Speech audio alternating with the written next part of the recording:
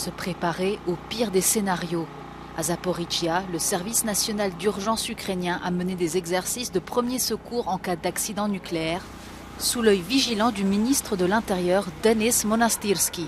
Selon lui, la population doit s'attendre à tout de la part de Moscou, car les techniciens ukrainiens de la centrale nucléaire tenus en otage par les troupes russes travaillent sous une pression immense.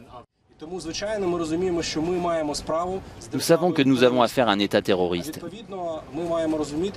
Nous devons donc comprendre que toute la responsabilité de ce qui se passe actuellement à la centrale incombe à la Fédération de Russie.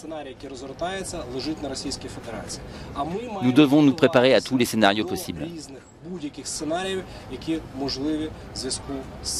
Car les bombardements continuent près de la centrale nucléaire de Zaporijia, Russes et Ukrainiens se renvoient la responsabilité. Les Nations Unies réclament l'accès immédiat d'une équipe d'experts de l'Agence internationale de l'énergie atomique au site, une demande qui sera au cœur des négociations entre l'Ukraine, la Turquie et l'ONU ce jeudi.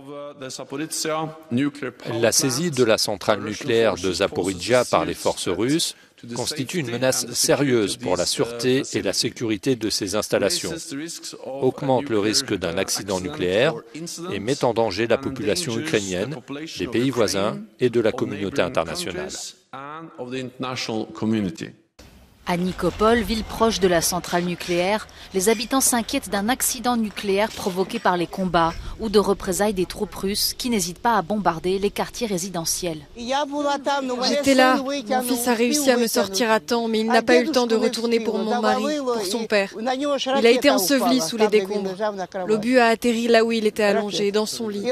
Ses jambes ont été arrachées. Les bombardements russes ont aussi touché la ville d'Odessa et plusieurs villages dans la région de Donetsk, où 2 personnes ont été tuées.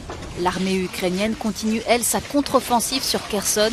Ce mercredi, Kiev informait avoir détruit une base militaire ennemie à Novakakhovka.